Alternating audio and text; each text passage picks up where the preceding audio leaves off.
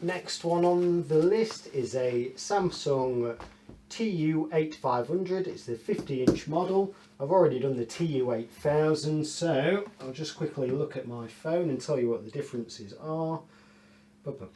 This one has dynamic crystal instead of crystal display. Also, it's got dual LED. We've got the UHD dimming, active sound, slim V-type pedestal instead of the feet, and multi-view. So I guess if you are casting or mirroring your phone, it's got multi-view there, so you can watch TV in one window and look at your phone in the other window if you want everyone to look at your Facebook and whatever other stuff. Both got ambient mode, so that is pretty much it for the differences.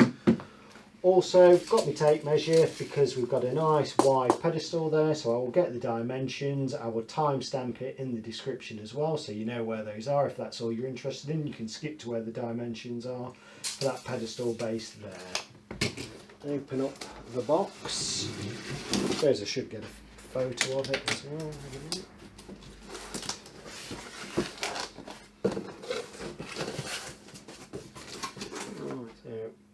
Pedestal neck there, move along, and instruction book and remote pack. That is pretty much it for the box. For the box, remote and instruction book pack out.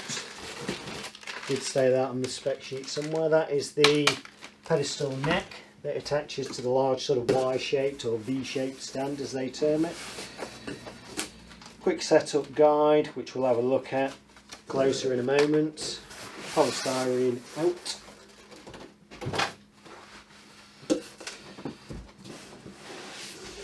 That is the V or Y-shaped pedestal base, which I'll put carefully down there, and the screen, which I'll just pop there so you can have a quick look. So polythene off. That's the screen, so I'll put that to the side as well.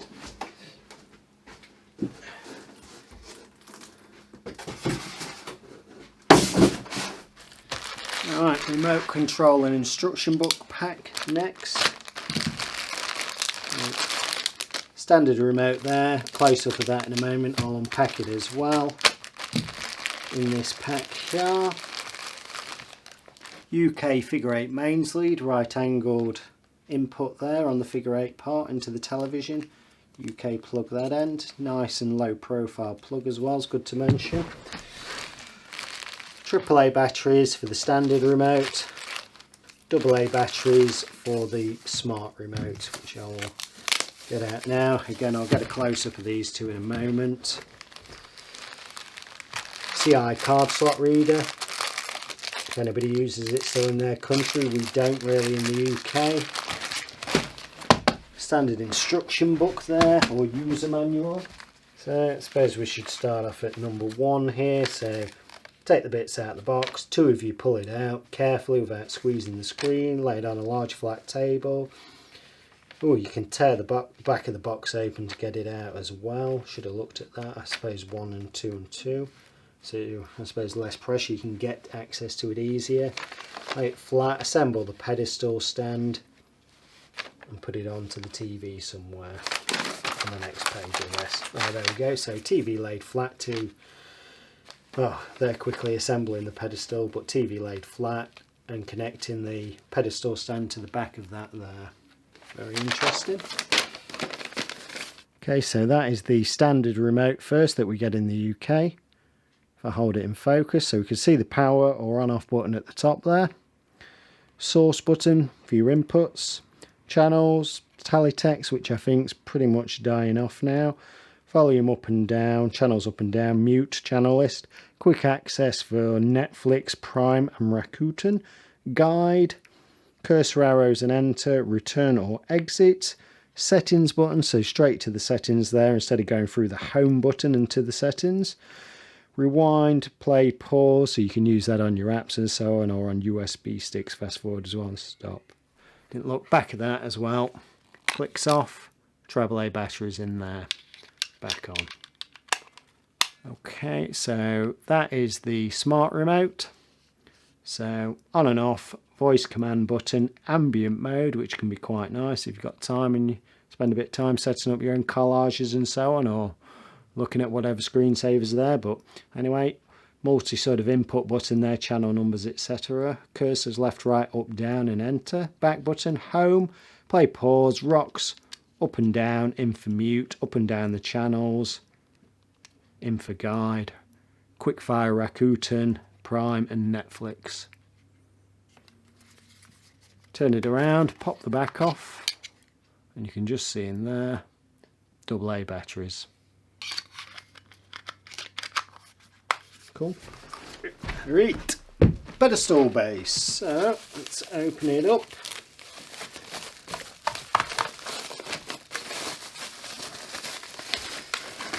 Similar to on other models, I'm guessing, because it looks fairly familiar, although it's black. I think I've seen a grey sort of version.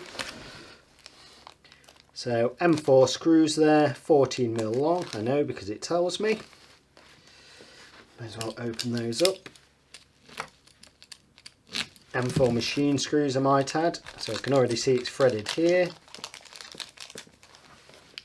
4 of those. So this is the neck that's going to attach to that base as well.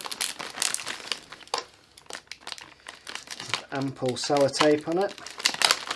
Okay, so that is the pedestal base. Another screw pack attached there if I put it into the actual camera shot. So just whip those screws out, and again they are M4 by 14mm.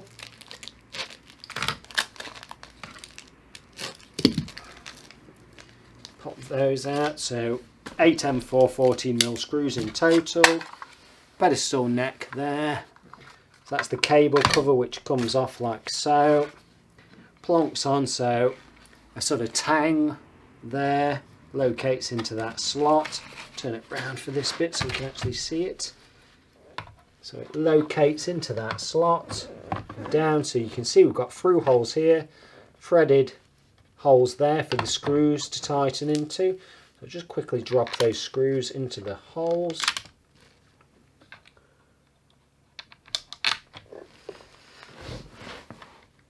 And I shall fast forward while I wind those in.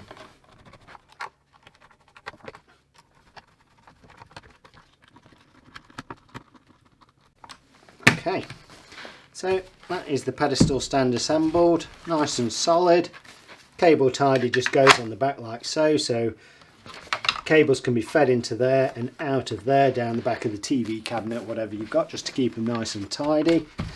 4 screws remaining for these holes here, so 4 through holes here, so screws will go through there, attach it to the television, which we will do next. Okay, so we can see the portion here where the pedestal stand's going, so I'll just bring my pedestal stand into shot so we can see we've got these 2 tabs here that locate into 2 slots there and there that probably don't show up. Also some protruding lugs there that locate into those little wells there. Threaded holes in there as well, so basically tabs in first and put it down at an angle. That is it. Then my 4 remaining M4 screws I will quickly drop in the holes.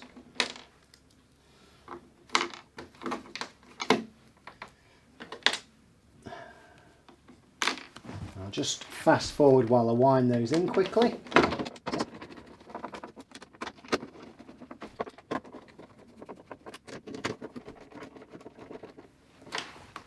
You can just see while we've got this shot here, obviously figure 8 mains in there, but then you've got these grooves as well, so again you can wedge your cables into those grooves, down the cable neck and out. Same from this side, your HDMI, aerial, network, whatever you've got. Bring them round, wedge them into the appropriate width grooves, so the varying widths there, just press them in and it should retain those cables, keep it nice and tidy as you're looking from the back. Got their aerial in, single satellite in, HDMI is 1, 2 is enhanced audio return channel, USBs 1 and 2, both, oh no, half amp and 1 amp, so one's rated for running an external hard drive. And looking at the other connections,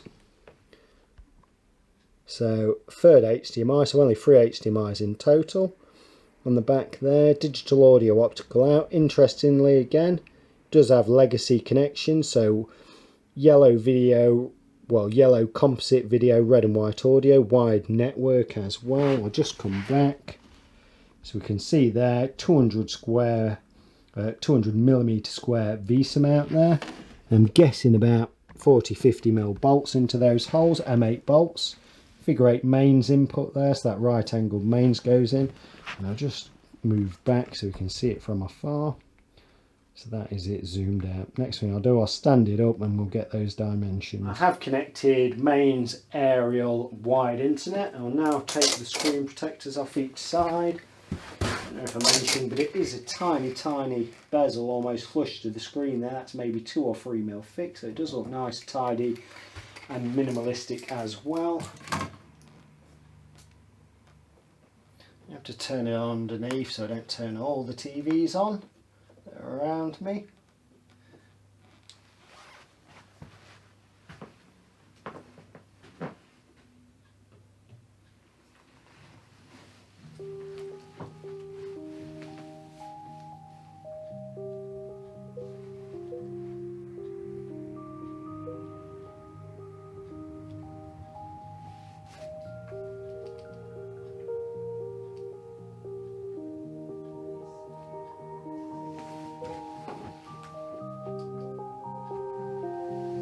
Okay, so it will detect what's connected, so if you have HDMI devices, turn them on, it will tell you Blu-ray, Sky, etc. It should auto detect. For me, I've only got the aerial connected, so that's fine.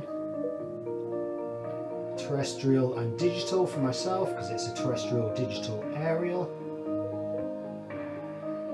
It's detected my wired connection. If you didn't have wired, it would take you then to the Wi-Fi setup, so pick your router, enter your Wi-Fi password or details, agree to all there. Okay, so at home I am signed in with my Samsung account, so I can use some of the other features. For here it's in a store, so I shan't bother. So you do get the choice this year of Bixby or Alexa. Alexa's probably a good choice for your voice voice remote to make your commands and so on. Choose later. Okay, so put your postcode in here for your regional programmings. I'm just going to select all locations are in a store. So that's been tuning in the background. You can see it's already done 28%. I will skip the rest because it will take a few minutes. Right, so we're up to the important part now, and it is important to pick the correct region. So England.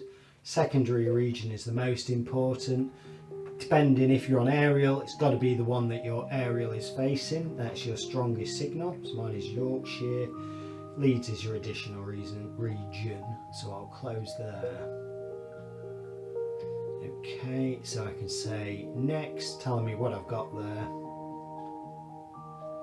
And pick your service provider, which again is Yorkshire somewhere. Go.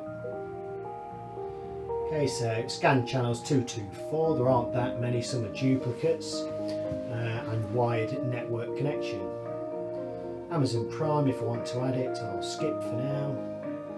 So again, we can add some apps to the home screen. We can add them later from the Samsung App Store. So I've got BBC iPlayer, UK TV Play, BritBox, which is BBC and ITV premium stuff, BBC Sound, so podcasts, Scott Mills, whatever, Apple Music if you like paying a lot of money for stuff. So I'll say done.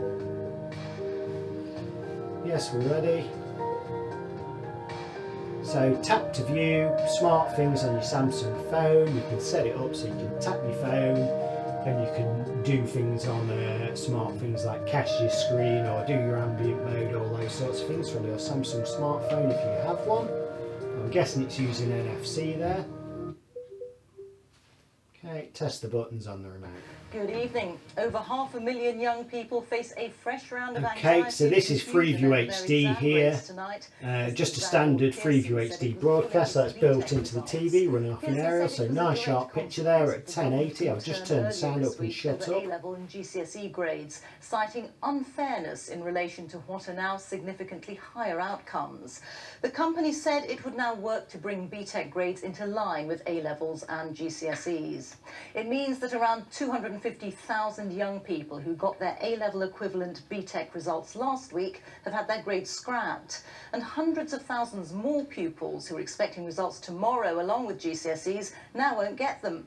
Pearson said that no grades will go down as part of their review and that it appreciated the uncertainty for students. Correspondent Dan Johnson reports. Okay, so to be fair to it, I should always set off the software update to start with because things can be a bit buggy. So they are set so when you turn it off at night, it's connected to the internet, it will do the software update automatically while it's in standby, generally overnight, so it doesn't disrupt your viewing. But you can go to support, to software update, and update now. But the disparity then shifted to technical and vocational students because they do more coursework and fewer exams, so they didn't benefit. So there is a newer version available because it's been in the box maybe for a few months. So I'll say yes, and I'll return when this is done. Hopefully it doesn't take 23 minutes because it's already 10 o'clock. I want to go home. Right, so it's just finished its update. It's automatically rebooting itself. We'll just wait for it a minute. Back onto Freeview HD. I do try and software update them by forcing it to. You don't have to. It's just I think if I'm going to film something and put it on, it's got to be on there up to scratch. Otherwise, without the update, they could be a bit buggy and laggy. Sad news there. So I'll just go on to the retail demo. Around the UK. But the man being sentenced was not in the dock. Hashim Abedi chose to stay in the cells in the basement. The judge said he had no power to force him into the courtroom. He was convicted of murdering 22 people and attempting to murder many more. In March, a jury decided Hashim Abedi was just as guilty of the murders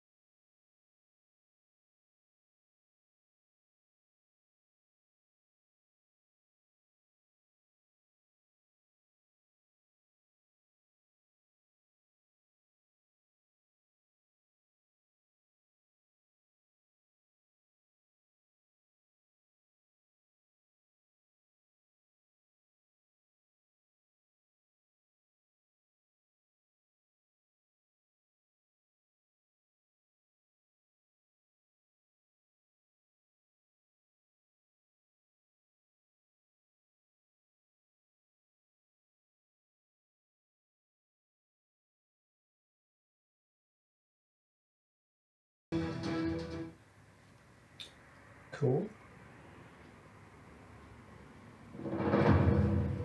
Okay, so just that one retail demo which I'll now take off, and I'll try something on YouTube just so we got a bit more 4K content.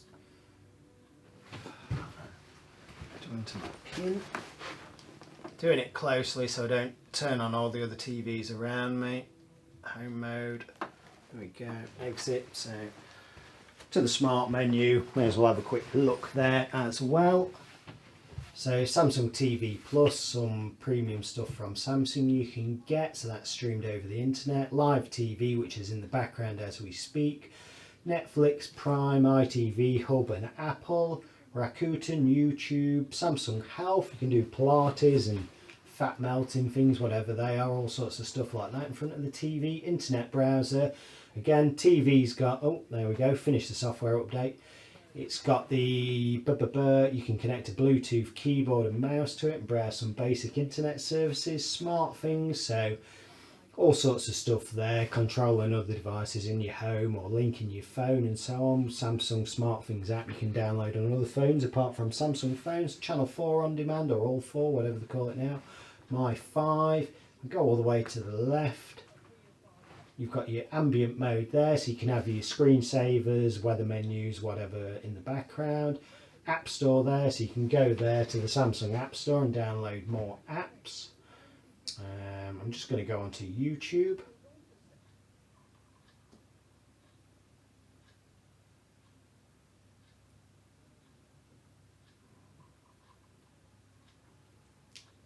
Quick demo from my own channel.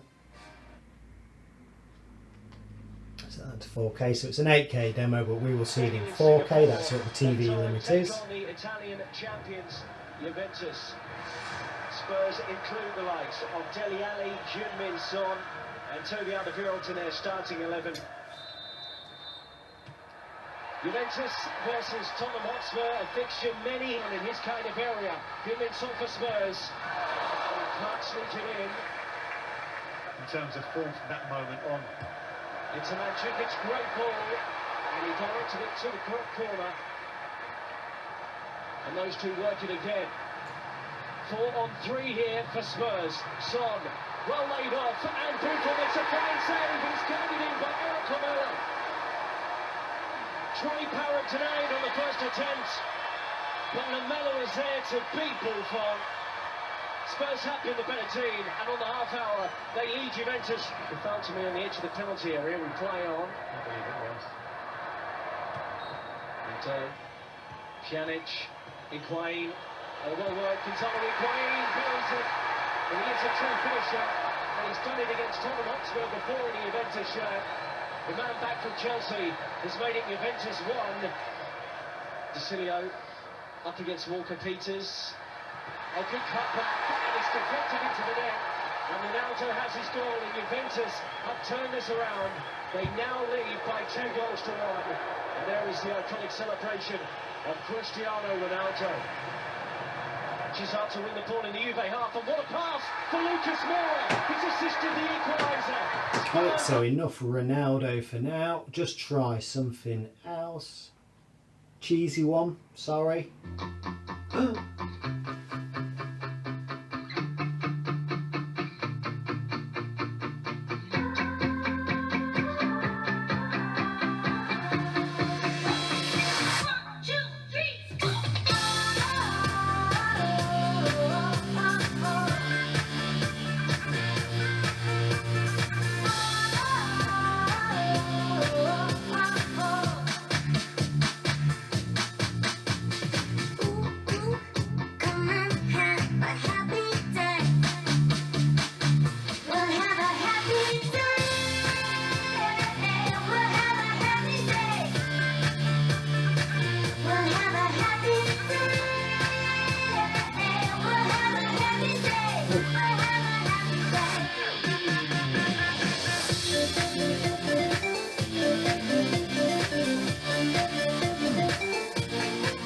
Okay, so I'll just come off that. So I'm going to exit back to live TV.